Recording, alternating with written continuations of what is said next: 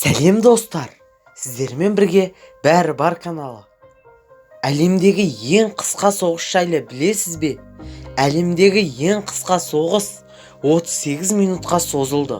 Екі елдің арасында пайда болатын түсініспеушілік кей сәттерде өршіп, ұрыс дауларға, тіпті соғысқа алып келуі мүмкін. Осындай түсініспеушіліктің соғысқа айналып кеткені жайлы бір оқиғаны баяндаймыз. Дүние жүзінде уақыты бойынша ең қысқа соғыс бар болғаны 38 минутқа созылған екен. Бір сағатқа жетер-жетпес ұрыс Англия мен Занзабир сұлтаны 1964 жылдан бастап Занзабир біріккен құрамында, Танзания республикасының құрамында.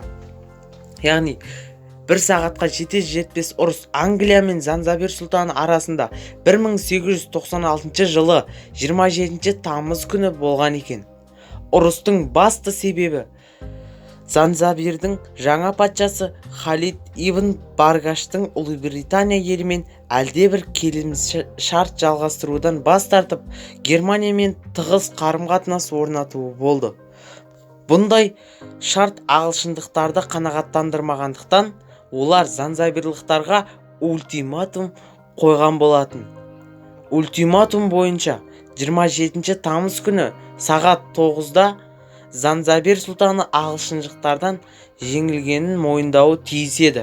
Бірақ ағылшындықтардың ойлары жүзеге аспай, оларға қарсы тұрды. Занзабир патшасы жинаған қолдың саны бар жоғы 2800 әскерді құрайтын. Ал флоттарындағы кемелерінде бір-ақ қару-жарақ болатын. Бұндайда жеңілмеу мүмкін емес. Ағылшындықтар сұлтандыққа ойсырата соққы жасап, жауларын тізе бүктірген. Бұл қанды шайқаста 570 адам бақилық болды.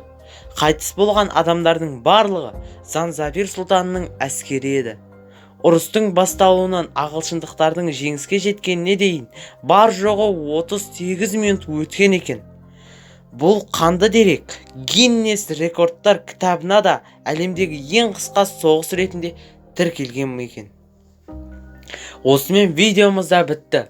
Келесі кездескенше, YouTube'тың қызығын бөліскенше достар, каналға тіркеліп, лайкты аямайық достар.